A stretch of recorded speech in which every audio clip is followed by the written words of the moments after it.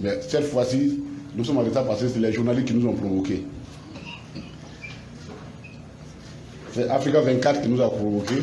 Je ne sais pas d'où ils tirent une information depuis hier qu'ils font circuler en bande déroulante sur leur écran, faisant état de ce que nous ne participerions pas, nous, le PPACI, aux élections, aux prochaines élections. Nous nous demandons leur source d'information. Évidemment, une telle source d'information qui arrive dans un contexte électoral ne peut pas passer inaperçue. Elle a tout l'air d'une manipulation et il était bon que nous puissions réagir. Évidemment, la commission communication a été occupée à réagir parce que l'information nous est parvenue hier nuit très tard et on ne pouvait pas la laisser passer. Voilà la raison pour laquelle nous commençons notre tribune avec du retard.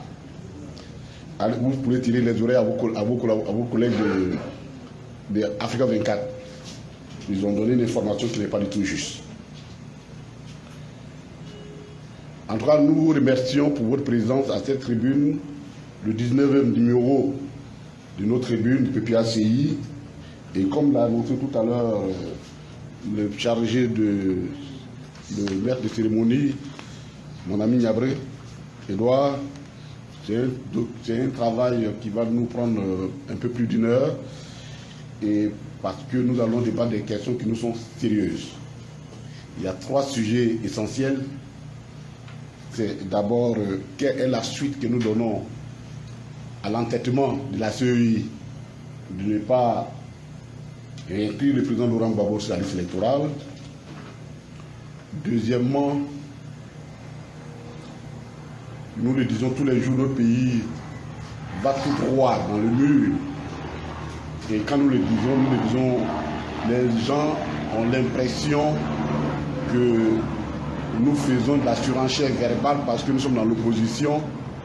Et pourtant, chaque jour que Dieu fait, les chiffres que eux-mêmes, le gouvernement, donne, si vraiment le gouvernement était conscient avec lui-même, devait donner des insomnies.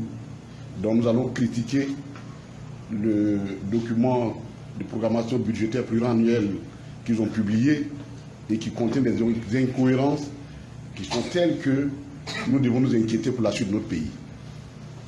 Et le 3e point concerne la misère que vivent nos populations suite à la mévente des produits agricoles. Et le cas patent, c'est le cas de l'anacarde, je suis doublement concerné en tant qu'Ivoirien, mais surtout en tant qu'originaire d'une région qui produit suffisamment d'anacarde et qui malheureusement chaque jour plonge nos populations dans la pauvreté. Voilà les 3 sujets sur lesquels nous allons concentrer l'essentiel de notre tribune. Évidemment, cette tribune se tenant dans un contexte préélectoral, vous convenez avec nous qu'elle ne peut pas se faire sans tenir compte de ce contexte qui va forcément l'influencer. Et avant d'arriver donc je dirais, au plat de résistance, nous faisons comme d'habitude rappeler certains actes, certaines situations, les actions menées par notre parti pendant les 2 semaines écoulées. Nous appelons cette rubrique le PPACI en mouvement. Et nous voulons tout simplement, il y a 3 informations à vous donner. La première, c'est que nous avons entamé des négociations, des discussions avec notre partenaire, le PDCI, en vue d'aller à des élections, aux élections prochaines dans le cadre d'un accord électoral. Et les discussions ont eu lieu. Elles ont été parfois difficiles, elles sont encore même difficiles, mais elles ont au moins permis d'avancer, dans les trucs de nombreuses avancées. Des accords ont été conclus dans beaucoup de secteurs, dans beaucoup d'endroits. Il reste encore des questions pendantes sur lesquelles quelques désaccords persistent et qui ont été portés donc déférés à l'arbitrage des 2 présidents, leur Excellence Laurent Gbagbo, président du PPACI, et Henri Konan Bédié, président du PDCI RDA. Et comme nous sommes conscients que selon le calendrier de la CEI, nous devons déposer les dossiers au plus tard le 19 juillet. Donc nous nous organisons dans ces discussions-là pour finaliser tout et puis être prêts dans les délais précis par les délais précis.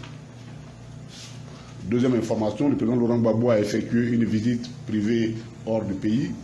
Évidemment, en tant qu'homme politique majeur, acteur politique majeur, ce qui est privé, malheureusement, concerne également le reste. Il a fait une visite privée et il est rentré le dimanche 2 juillet dernier. Le président exécutif de notre parti a également fait une tournée sur invitation de nos militants dans la région du sud-ouest, dans la région de San Pedro, il y a seulement quelques dizaines de jours. Voici les informations. On voulait échanger avec vous les points saillants des informations. Après avoir dit cela, nous passons au point 2, au point qui est relatif, je dirais, le premier sujet, le premier point de l'ordre du jour, qui est quelle est la suite que nous entendons donner, le PPACI entend donner au refus du gouvernement de la CEI, étant entendu pour nous les deux forment une et même identité. Ce n'est pas un lapsus, c'est la réalité. Et donc la CEI, le gouvernement, refuse donc de recevoir l'inscription du président Laurent Gbagbo sur la CEI et sur la liste électorale, en violation de tous ses droits les plus élémentaires. Et évidemment, une telle forfaiture ne peut pas passer inaperçue. Oui, j'emploie bien le terme, c'est une forfaiture. En effet, nos populations sont choquées. Nos compatriotes sont choqués de ce traitement inacceptable qu'on puisse infliger à un ancien président de la République qui a contribué à créer, je dirais même, les conditions qui font qu'aujourd'hui ceux qui sont au pouvoir puissent jouir du pouvoir. Parce que si nous étions dans un parti du régime unique, je ne suis pas sûr que M. Ouattara aurait été président de la République de Côte d'Ivoire. Il n'en avait aucune chance dans le cadre d'un parti unique. Il n'était pas là, il a fallu que des personnes se battent. Depuis 1970, un homme conduit cette lutte au prix de sa vie, de ses libertés. Cet homme s'appelle le président Laurent Gbagbo. On ne peut même plus calculer le nombre de fois il est allé en prison pour ça. Lui et sa famille. Pour que, effectivement, chacun soit libre d'exprimer ses choix politiques là où il veut dans le cadre démocratique. Et c'est ce qui fait que ce droit de vote reconnu, ce droit de choix reconnu à nos compatriotes a permis aujourd'hui au gouvernement de RHDP d'être là. Sinon, il n'y avait aucune chance pour eux, en tout cas, de se retrouver là où ils sont. Au moins, ils ont ce devoir moral de reconnaître cette vérité-là historique et à défaut de le remercier, mais il ne peut pas enlever au président Laurent Gbagbo le fruit de sa bataille qu'il a engagée depuis pratiquement 50 ans. Et ça ne peut pas se faire et que nous allons nous asseoir les bras croisés et applaudir cela.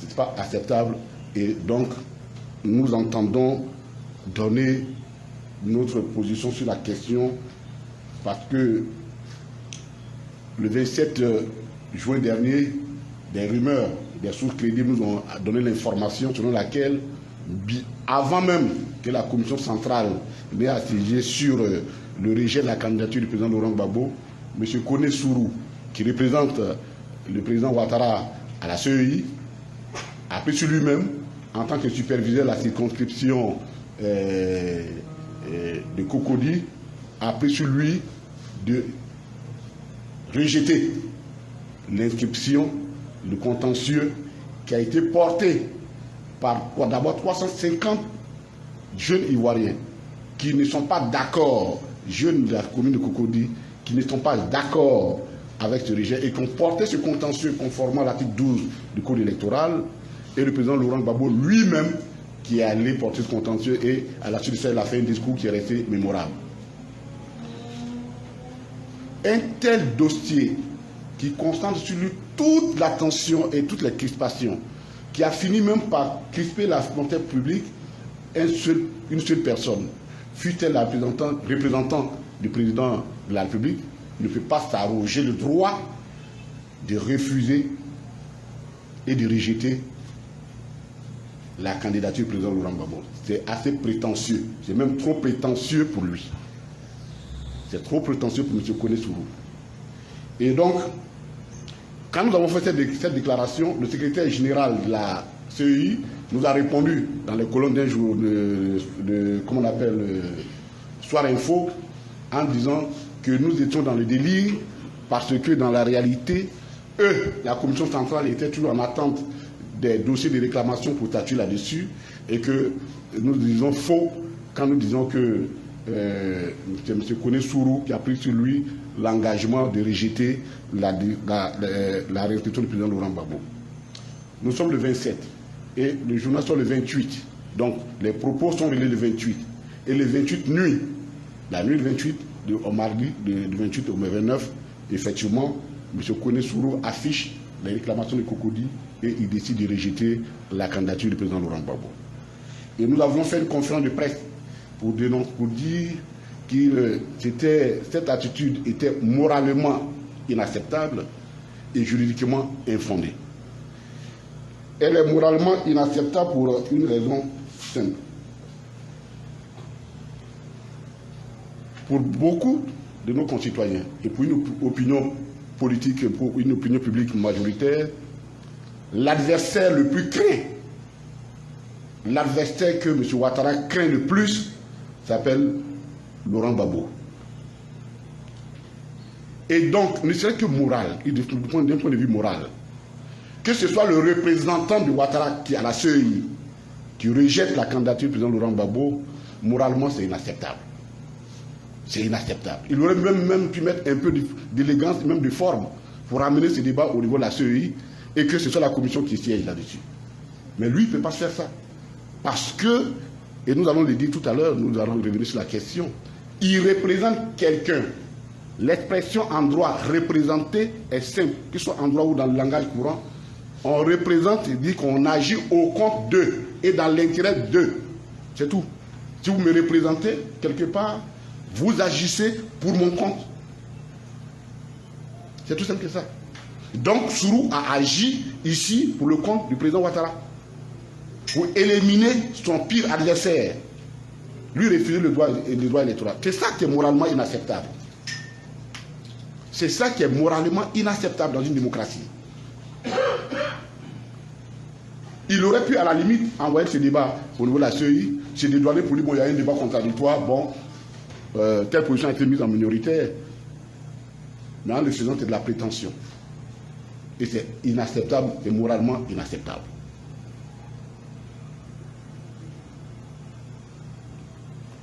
Deuxièmement, cette décision est juridiquement infondée.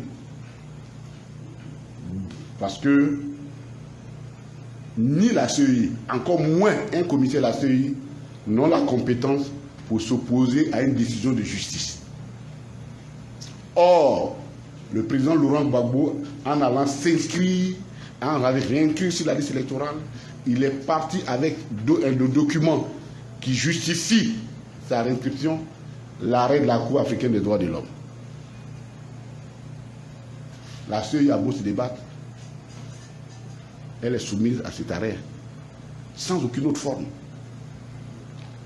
Donc, ni lui, ni la CEI, prise dans son intégralité, encore moins un élément de la CEI, futur commissaire central, n'ont la compétence pour s'opposer à cet arrêt. Et donc, moralement, cette décision est inacceptable, et juridiquement, elle est infondée. Quand nous avons informé le président Laurent Gbagbo le 30 juin dernier, voici les instructions qu'il nous a demandées, qu'il nous a données aux partis qui ont été exprimées dans le communiqué qui a été fait à ce sujet. Nous devons poursuivre jusqu'à la restitution de ces droits civiques illégalement confisqués. On va poursuivre la bataille, notre lutte jusqu'à la restitution des droits civiques du président Laurent Gbagbo illégalement confisqués. Deuxièmement, nous n'allons pas nous laisser distraire parce que c'est de la distraction. Et c'est la même distraction qui continue avec l'affiche, la bande déroulante d'hier. Parce que dans la réalité, il veut passer par tous les moyens pour nous empêcher d'aller aux élections en pensant que nous allons détruire l'essentiel et ne pas aller aux élections prochaines. Le président a demandé que si ça ne tient qu'à son cas, il faut bien que nous allions aux élections. Parce qu'il sait qu'en le refusant, c'est pour démobiliser nos militants.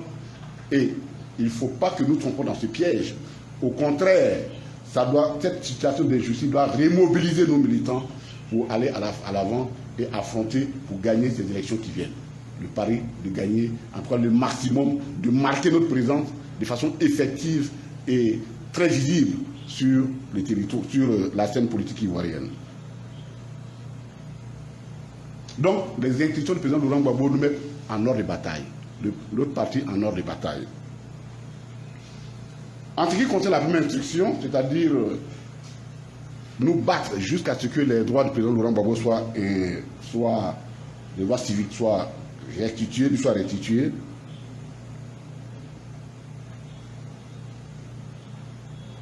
comme la CE et le gouvernement ont décidé de devenir des hors-la-loi. Un hors-la-loi, c'est celui qui n'applique pas la loi. C'est des hors-la-loi qui ont décidé, eux, que lorsqu'une décision de justice ne rentre pas dans leurs intérêts, eux, ils ne l'appliquent pas. Ils choisissent d'appliquer les décisions qui les arrangent. On est dans le Far West. Exactement dans le Far West. Donc, ils se sont décidés de devenir des hors-la-loi. En prenant en otage la justice, il ne nous laisse plus d'autre choix que de nous battre autrement. Il ne nous laisse plus d'autre choix que de nous battre autrement. Puisqu'un citoyen, quand il a un problème, il va voir la justice. Et la justice dit, vous avez raison, et prend une décision. Mais le juge qui applique la décision, ce n'est pas lui qui applique. C'est vrai, la décision est vêtue de l'autorité de la chose jugée, mais ce n'est pas lui qui l'applique sur le terrain, c'est l'État. C'est le président de la République qui est garant de l'indépendance de la justice et garant de l'exécution des décisions judiciaires. Donc, lorsqu'un gouvernement décide, moi je trie des décisions, il n'y a pas autre expression, c'est un hors-la-loi. C'est un gouvernement hors-la-loi.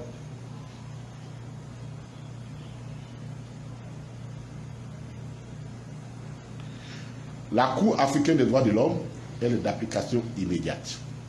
Comme ils ont refusé de l'appliquer, nous allons envisager, nous n'avons pas le choix, puisque nous n'allons pas nous asseoir pour les regarder faire. Donc, depuis le début, notre parti a arrêté un chronogramme, un plan d'action qui décline. Les gens ont l'impression que nous sommes assis, nous ne travaillons pas. Non. Nous sommes en train de décliner le programme qui a été arrêté par les instances du parti pour gérer ce dossier.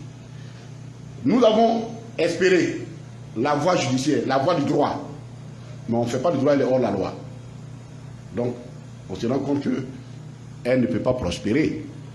On ne va pas tous les jours aller voir des juges qui vont prendre des décisions, ils vont venir, puis le gouvernement ne va pas appliquer. Ça vient de l'amusement. Et donc, pour le moment, nous sommes à la deuxième phase, qui consiste à informer toutes les chancelleries présentes en Côte d'Ivoire. Nous avons commencé cette démarche. Non seulement les chancelleries, mais tous les responsables, tous les leaders d'opinion civile, notamment les chefs religieux, les communautés religieuses. Nous sommes en train de faire cette information. Parce que nul n'ignore et que nul ne soit surpris de ce que nous ferons par la suite.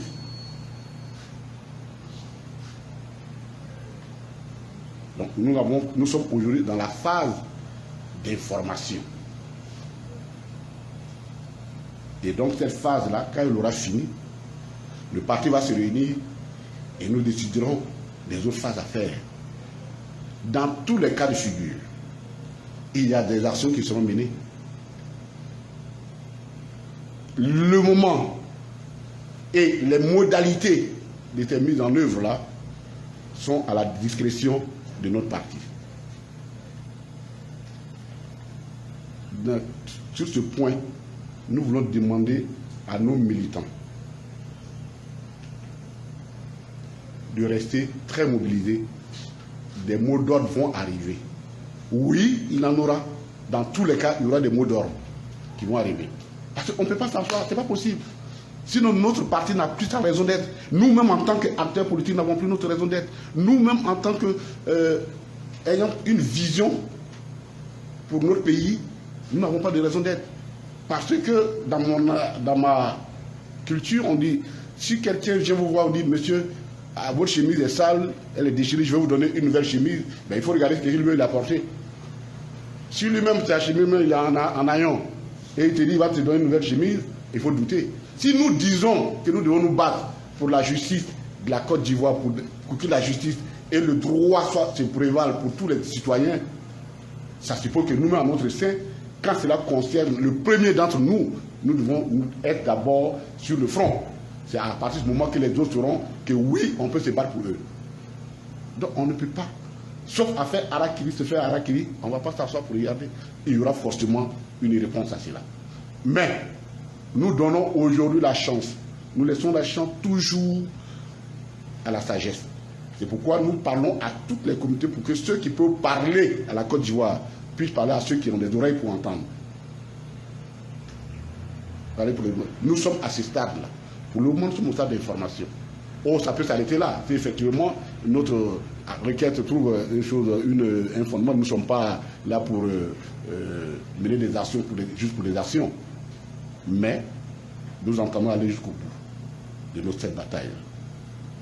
Au demeurant, la question du président Laurent Gbagbo pose de façon plus large et rend encore davantage crucial et urgent la révision et la réforme, et même pas, on va pas le terme, la refondation de la CEI. Parce que cette CEI-là, chaque jour qui passe, donne la preuve qu'elle est fondamentalement une CEI sous contrôle exclusif du régime RHDP. Et donc confligène. C'est une CEI confligène. Et c'est normal. Moi, connais Katina, vous me prenez, vous m'envoyez à la CEI pour être président de la CEI. Les premiers cas que je défends, c'est le cas de Laurent Gbagbo. C'est tout. Je suis partisan. Je suis partisan. Donc, ce n'est pas parce que vous allez m'enlever de là pour aller m'envoyer à la CEI que du jour au lendemain, je deviens... Non, c'est pas vrai. C'est pas vrai. Ne jouons pas avec l'esprit des Ivoiriens, des citoyens. Un représentant, parce que la CEI, les thèmes sont clairs. On dit les membres représentent tel.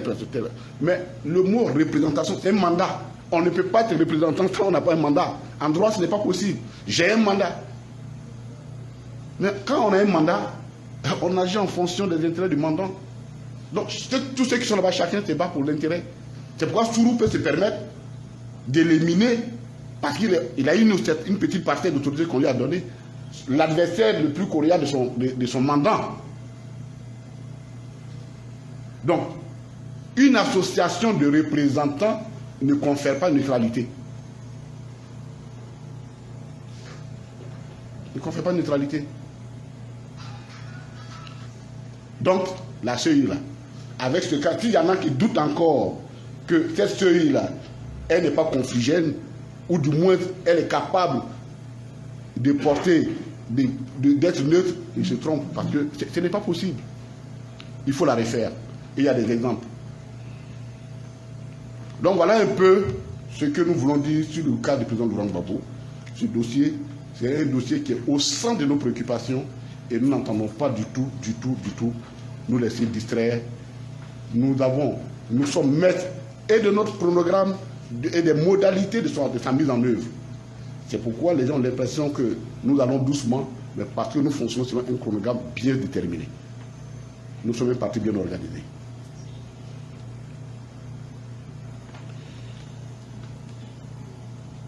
Et la réforme de la CEI devient pour nous une priorité absolue. Elle fera partie aussi des batailles que nous allons mener. Alors, le second point concerne la situation financière,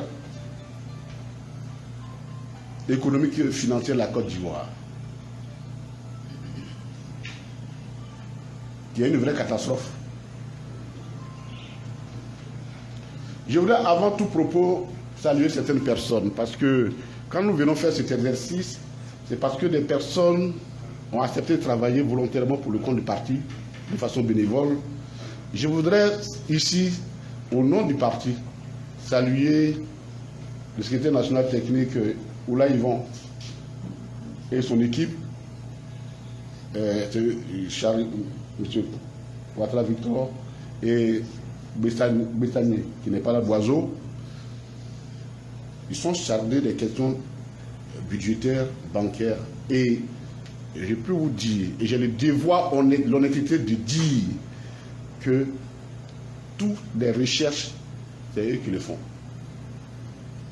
Les travaux de recherche, c'est eux qui le font. Nous ne faisons que mettre en musique, en orientant les recherches dans l'orientation politique, mais c'est eux qui le font.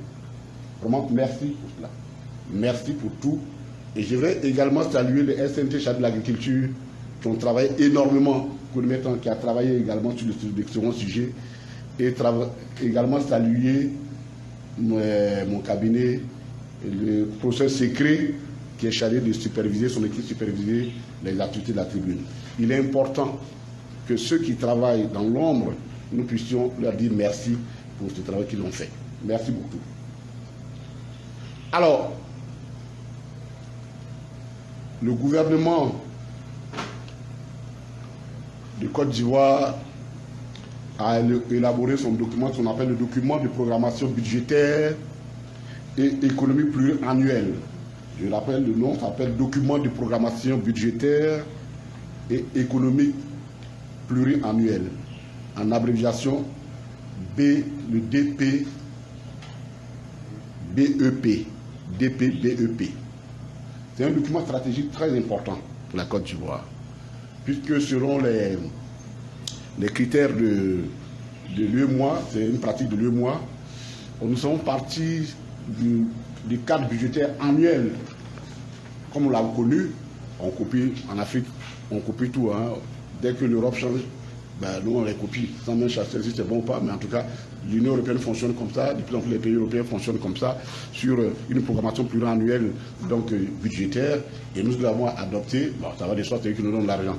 Donc on a oublié de faire ce qu'ils font. Et ce document est très important, parce que c'est un document cadre qui contient toutes les informations sur la situation actuelle et la projection pour les 3 prochaines années, c'est-à-dire 2024, 2025 et 2026. Mais comme toujours, ce gouvernement a l'habitude de ruser avec la population. Un document aussi important qui parle de l'avenir de la Côte d'Ivoire, qui engage les finances de la Côte d'Ivoire. Il y a un député qui est là, mon groupe parlementaire. Les députés l'ont reçu, ce document, le voici. Ils l'ont reçu que 3 jours avant le débat parlementaire. Si on n'a rien à cacher, on ne se comporte pas comme ça. Si on n'a rien à cacher, on ne se comporte pas comme ça. Et le 26, le lundi 26, il a donné lieu au débat au niveau de l'Assemblée nationale. Et le 3 juillet dernier, il a donné lieu au débat au Sénat. C'est un document qui fixe les objectifs d'équilibre budgétaire et financier à moyen terme, en application des dispositions de l'UEMOA. Je vous ai dit, c'est l'UEMOA qui a demandé ça. Comme toujours, la Côte d'Ivoire dit, alors on explique pour que vous compreniez.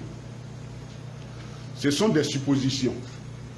Ce sont des hypothèses que le gouvernement émet, des suppositions. Sur la base de ce qui a été déjà réalisé et sur la base de certaines prévisions à la fois nationales et internationales, la conjoncture économique nationale et internationale.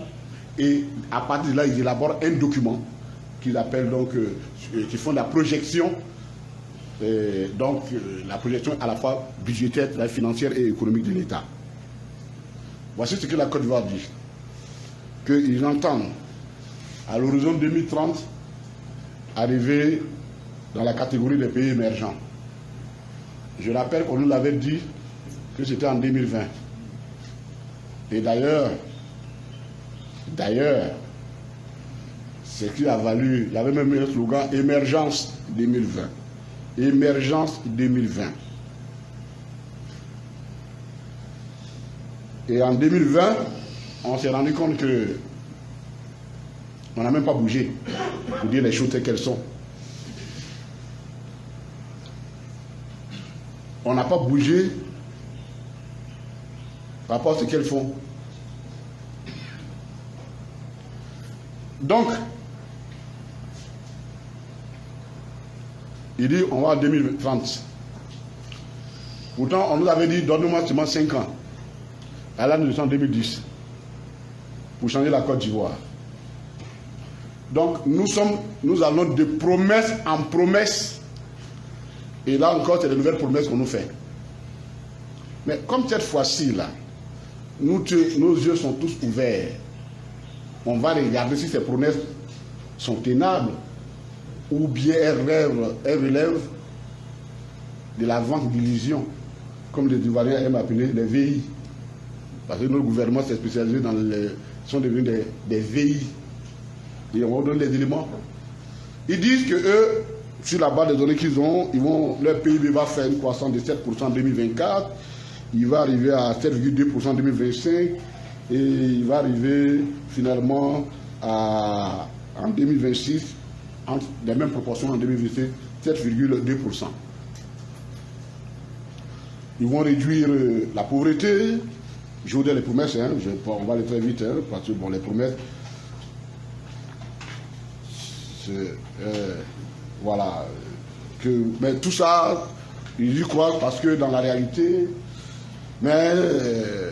tout ça c'est lié au fait qu'il y a aussi la guerre de l'Ukraine. Eux croient que la guerre de l'Ukraine, ça va finir bientôt, comme si c'était eux qui ont déclaré la guerre. Que la guerre va finir, sur cette base-là, les choses vont repartir, et ainsi de suite. Bon. Ils ont donné une bonne littérature, hein. Elle sera à la disposition des médias. Nous avons travaillé des nuits pour vous les donner. C'est la littérature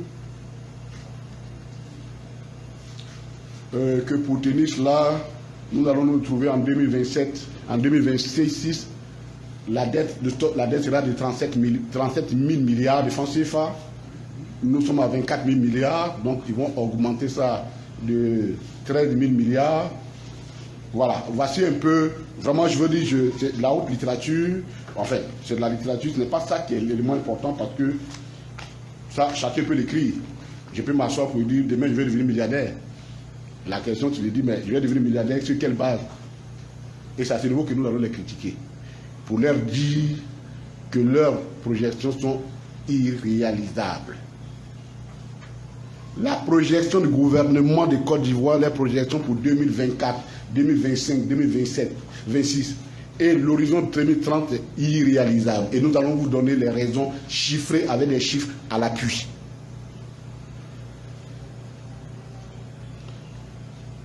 Pour l'observation de leur document, on doit faire l'observation à deux niveaux. Le premier niveau, c'est sur la forme. Le gouvernement ivoirien, tout le monde sait, et d'ailleurs, Fatente Matin a chiffré, on s'enorgueillit, pour dire que nous avons passé un programme avec le FMI, la Banque mondiale, dont nous sommes un pays sérieux, normal, et que bon, on a 3 000 milliards. Et on va nous donner l'équivalent de 3 milliards de dollars, bon, mettons tous les 2 000 milliards, et ils ont signé un programme économique avec la Banque mondiale et le FMI. Mais la première des choses, si quand vous voulez faire vos projections et que vous voulez que l'opinion vous suive, donnez-nous quel est le programme que vous avez signé avec le FMI. Puisque c'est le fondement de toutes vos projections. Non, nous ne l'avons pas. Je ne sais pas si les députés l'ont eu, ils n'ont pas. Or, sans ce document, venir parler de projections économiques, c'est de faire une homélie dans une église. C'est une homélie. Jésus est Dieu, Jésus va revenir bientôt. Et lui qui croit, qui peut croire, mais c'est une homélie, parce qu'on n'a pas d'éléments de preuve. On ne fait pas de l'homélie dans une économie. On ne gère pas un État avec des sermons. Donc, ce document-là doit rendre public pour voir est-ce qu'il est possible de tenir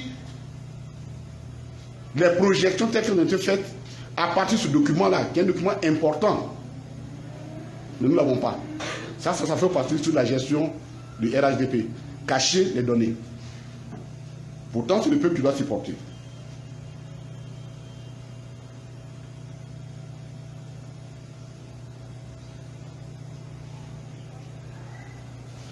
Sur le fond, et ça c'est très important pour nous, nous allons prendre point par point. Pour nous, ils font des projections économiques surréalistes. Et voyez-vous, le gouvernement ivoirien a commis l'erreur que beaucoup de personnes commettent quand on arrive au pouvoir. L'overdose, si on ne fait pas attention, on est gagné par l'overdose du pouvoir et on fait des projections, mais la réalité de la gestion du pouvoir est différente.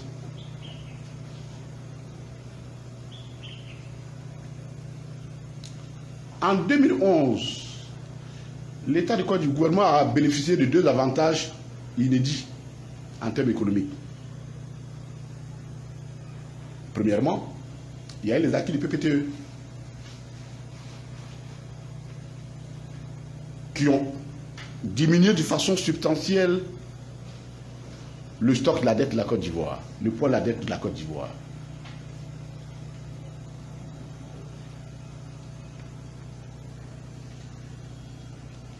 Et évidemment,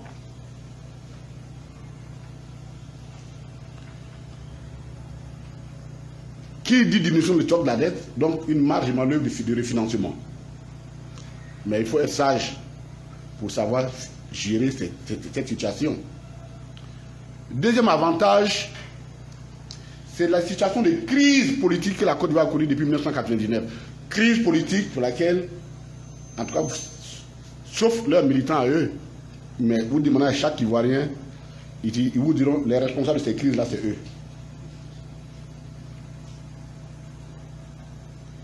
Pour l'histoire des PPT, on ne va pas revenir, on en a suffisamment parlé, on ne va pas revenir là-dessus dans nos précédentes. Mais on va s'arrêter un peu sur pourquoi ils se sont laissés gagner par l'overdose et ils sont entrés dans la vente d'illusions sur la base des crises qui ont eu lieu. En économie, il y a très simple. Chaque période qui succède une période de crise profonde, qu'elle soit militaire, politique, tout ce que vous voulez, correspond toujours à une période qui succède une période de croissance. C'est une croissance mécanique. C'est une croissance mécanique. C'est-à-dire, je les donne, dans mon village, il y avait une antenne de la relais de la RTI. En 2003, on ne sait pas pour quelle raison, en 2002, la rébellion, quand ils sont allés casser, cette antenne l'a fait tomber. Ils ont enlevé tous les morceaux puis ils sont allés vendre. Quand la guerre finit, en 2012, on reconstruit cette antenne sur relais. Mais oui, économiquement, à partir du moment où ça n'existait plus, quand vous le reconstruisez, effectivement, vous faites une plus-value, une croissance. Mais elle n'apporte rien parce que l'antenne existait avant. Je schématise pour que tout le monde comprenne ce que nous voulons dire. Parce que ce bien existait avant. Pourquoi les économistes appellent les années qui ont suivi la Deuxième Guerre mondiale les 30 glorieuses? Tous les livres d'économie, vous les regardez, on dit les 30 glorieuses. Parce que l'économie étant tombée à la suite de la guerre, sa reconstruction a nécessité beaucoup à propulser l'économie, la croissance des pays occidentaux, des pays qui ont bénéficié du plan Marshall. C'est pourquoi vous regardez bien, et y compris aujourd'hui, les puissances, il ne faut pas avoir peur de le dire, quand elles sont dans une situation difficile, elles créent la guerre quelque part, elles détruisent, et puis elles viennent construire. Parce que comme elles viennent construire, donc elles créent une croissance dans leur pays. Donc la période qui succède toujours une période de crise profonde est une période de croissance mécanique. C'est comme un ressort que vous avez comprimé. Quand vous le relâchez, il fait une propulsion mécanique. C'est l'état de grâce. Mais ça, il faut savoir gérer ça. Or, malheureusement, nos amis là, ils n'ont pas su gérer ça. Ils se sont présentés comme étant les experts extraterrestres des Deus Ex Machina, descendus directement d'Olympe pour sauver la Côte d'Ivoire. Et même à la fin de leur mandat, ils ont dit qu'il n'y avait personne en Côte d'Ivoire en dehors d'eux-mêmes pour continuer ce travail-là. Et donc ils ont forcé un autre mandat. Mais la réalité est tout autre.